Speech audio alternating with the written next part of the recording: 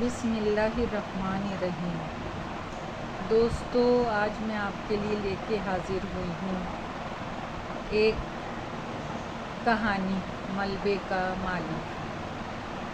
पूरे 7.5 साल के बाद वो लोग लाहौर से अमृतसर आए थे। हॉकी का मैच देखना का तो बहाना था, उन्हें ज़्यादा शौक उन घरों और बाज़ारों को फिर से देखने का था जो 7.5 साल पहले उनके लिए पराए हो गए थे। हर सड़क पे मुसलमानों की कोई ना कोई टोली घूमती नज़र आ जाती। उनकी आंखें इस एहसास के साथ वहाँ की हर चीज़ को देख रही थी जैसे वो कोई मामूली शहर ना हो बल्कि ख़ास दिलचस्पी का मरकज़ हो। तंग बाज़ारों से गुज़रते हुए वो एक दूसरे को पुरानी चीज़ों की याद दिला रहे थे। देख दीना, मिस्री बाज़ार में अब मिस्री की दुकानें पहले से कम रह गई हैं।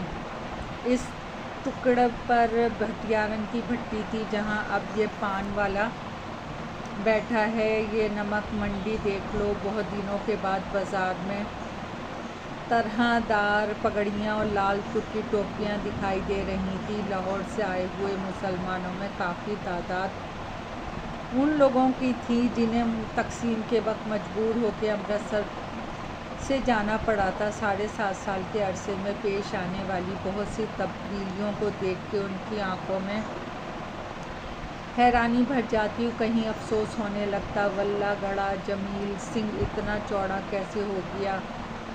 इस तरह के सारे मकान जल गए। यहाँ की आसिफ अली का मकान था ना, अब यहाँ एक मोची ने कब्ज़ा कर रखा है।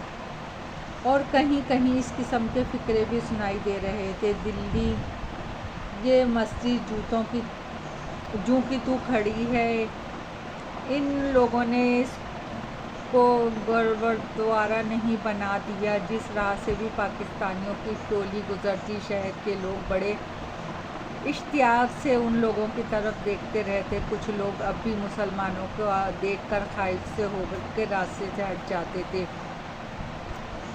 जबकि दूसरे आगे बढ़ के इनसे बगलगीर होने लगते थे। वो इन आने वालों से ज़्यादातर इस किस्म के सवाल पूछते, आजकल लाहौर का क्या हाल है? अनारकली में अब भी पहले जैसी रौनक होती है या नहीं? सुना है कि शाह आलमी गेट का पूरा बाज़ार नया बना है। कृष्ण नगर में तो कोई ख़ास तब्दीली नहीं आई। वहाँ का रिश्वतपुर क्या वाकई रिश्वत के पैसे से बना है? कहते हैं पाकिस्तान में अब बुर्का बिल्कुल उड़ गया है। ये ठीक है?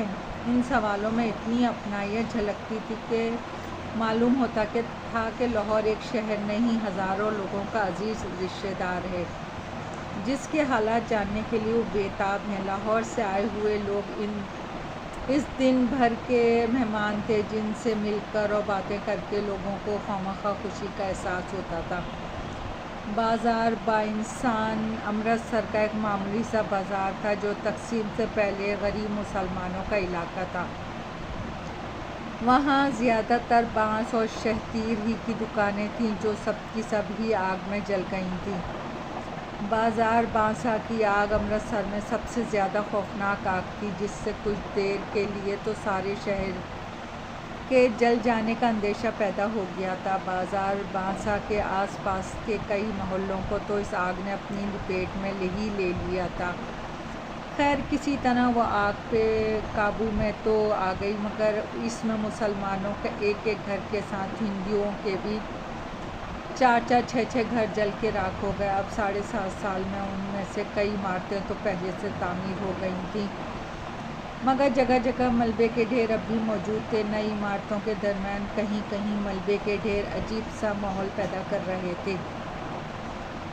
बाज़ार बांसा में इस दिन भी चहल पहल नहीं थी, क्योंकि इस बाज़ार के ज़्यादातर बाशिंदे तो अपनी मकानों के साथ ही शहीद हो गए थे, और जो बच के चले गए थे उनमें शायद वापस आने की हिम्मत बाकी नहीं रही थी। सिर्फ एक दुबला पतला बूढ़ा मुसलमान ही इस वीरान बाज़ार में आया। वहाँ की नई और जली हुई इमारतों को देखकर गोया भूल भुलाइयों में पड़ गया। बाएं हाथ को जाने वाली गली के पास पहुंचकर इसके कदम अंदर मुड़ने लगे, मगर फिर हिचकिचाया और गली के बाहर ही खड़ा रह गया, जैसे इसे यकीन न आया हो कि ये वही गली है जिसमें वो जाना चाहता हो। गली में एक तरफ कुछ बच्चे कीड़ी कांटा खेल रहे थे और कुछ फासले पे दौड़ते ऊंची आवाज़ में चीखती हुए एक दूसरे को गालियां दे रही थी।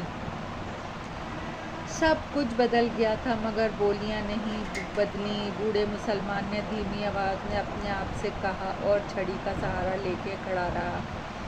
इसके घुटने पाइचे से बाहर को निकल रहे थे और घुटनों से ज़रा ऊपर ही इसकी शेरवानी में 3-4 पैबंद लगे हुए थे। गली से एक बच्चा रोता हुआ बाहर की तरफ आ रहा था। इसने बच्चे को पुचकार कर बुलाया, इधर आ बेटे, इधर देख, तुझे चच्ची देंगे। और वो अपनी जेब से हाथ डाल के इसे देने के लिए कोई चीज़ ढूंढने लगा। बच्चा लम्हा भर के लिए चुप हो गया, लेकिन फिर इसने होंठ पसोड़ लिया और रोने लगा।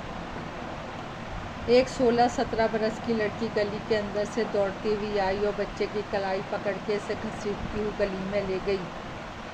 बच्चा रोने के साथ साथ अपना बाजू छुड़ाने के लिए मचलने लगा। लड़की ने इसे गोद में उठाकर अपने साथ लगा लिया और इसका मुंह चूमती हुई बोली, चुप कर मेरे वीर, रोएगा तो तुझे मुसलमान पकड़ के ले जाएंगे, मैं वारी जाऊं, चुप कर। बूढ़े मुसलमान ने बच्चे को देने के लिए जो पैसा निकाला तो वो वापस जेब में रख लिया। टोपी उतार के इसने ज़रा सर खुजाया और टोपी बगल में दबा ली। इसका गला खुश्क हो रहा था और घुटने कुछ कांप रहे थे। इसने गली के कोने से वाक़े बंद दुकान के तख्ते का सहारा लिया और टोपी फिर पहन ली। गली के सामने जहाँ पहले ऊंचे नीचे शहतीर रखे होते थे, वहाँ अब एक 3 मंजिला मकान खड़ा था। सामने बिजली के तारों पे 2 मोटी मोटी चीलें बिल्कुल साफ बैठी थी। बिजली के खंभे के पास कुछ धूप थी। वो कई पल धूप में उड़ते हुए ज़र्रों को देखता रहा, फिर इसके मुंह से निकला, या मालिक। दोस्तों, कहानी अभी जारी है। पसंद आए तो लाइक और सब्सक्राइब कीजिएगा। आपकी दुआओं की तलबगार।